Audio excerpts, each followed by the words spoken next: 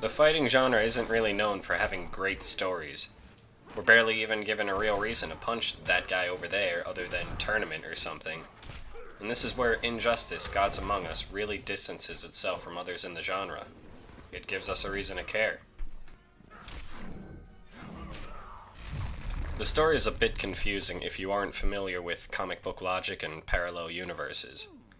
In the Injustice verse, Joker hits Superman with a toxin that makes him hallucinate Lois Lane, who's pregnant with Superman's child, as the monster Doomsday.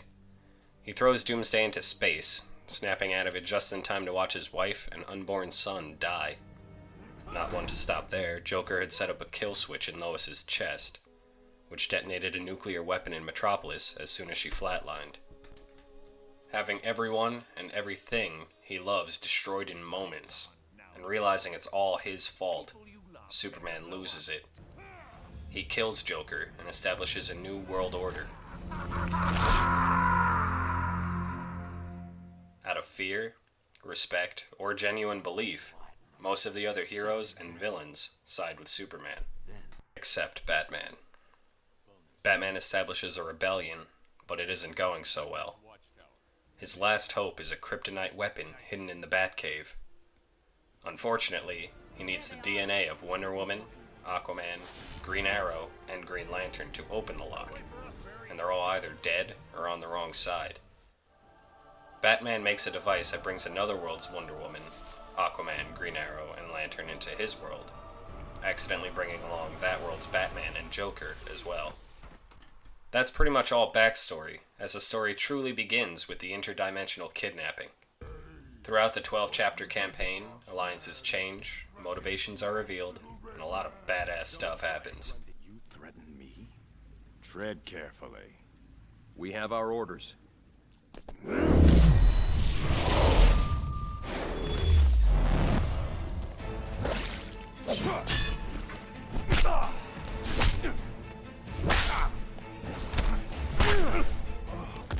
The Ultimate Edition comes with the original 24 characters and the 6 DLC characters.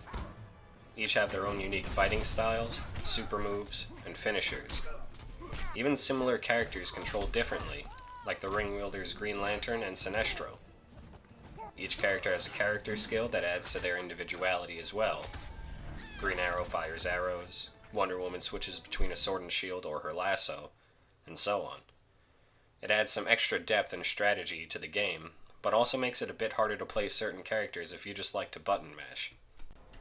The environments are also destructible, meaning if there's a car in the background, chances are good you can either throw it or blow it up. There are also transition points in most stages that you can use to change the scenery, like going from fighting the Strikers Island cell block to fighting in the yard. There's also a clash system. During a combo, the defending player can press a combination of buttons to enter a wager, in which they bet some or all of their super meter. During this, characters spit one-liners, usually some stock phrase. Every now and then, though, the characters have unique dialogue in which they directly refer to their opponent. They may even refer to something that just happened in the story if you're playing the single-player campaign. There's also a whole slew of single-player content, like the traditional Battle Tower, Heroes Only Battle, Impossible Battle, and so on. There's also Star Labs missions, which are small mini-games that break up the monotony of fighting. Some are quick-time events, some are fights with certain rules, and others are more unique. One even casts you as Isis, Catwoman's cat. My only real complaint about the single-player game is the computer has a nasty habit of spamming attacks, which sounds whiny, but watch as Bane pulls the same move 3 times within 7 seconds.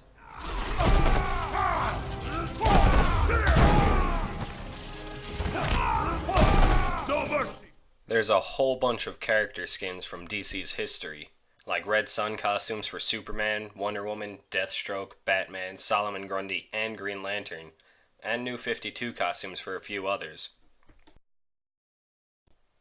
The graphics are probably the low point of the game. The playable character models are great, and the stages are detailed enough, but during cutscenes especially, there's a noticeable dip. Anybody who isn't a named character is just given a stock appearance with bland features, and and the buildings just look like giant gray bricks. This isn't what current games can look like. The voice acting is fantastic. George Newbern, Kevin Conroy, Tara Strong, and others all come back to reprise their roles as Superman, Batman, Harley Quinn, and more. There's simply too many big names to list. Phil Lamar and Stephen Amell also make guest appearances as Jon Stewart, an additional skin for Green Lantern, and the Arrow, a skin for Green Arrow. No, that's what I call an entrance. They're nice little treats that add a little bit more to those costumes and make you feel more like you're playing that specific character. All of the voices fit their characters too, which is a huge accomplishment.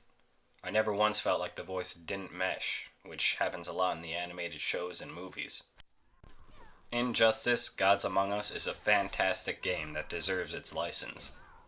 There are so many characters in DC's repertoire that I would have loved to see Injustice's take on, like Swamp Thing or Beast Boy, but there's no way they would have been able to fit everyone in and have each character as unique as they are.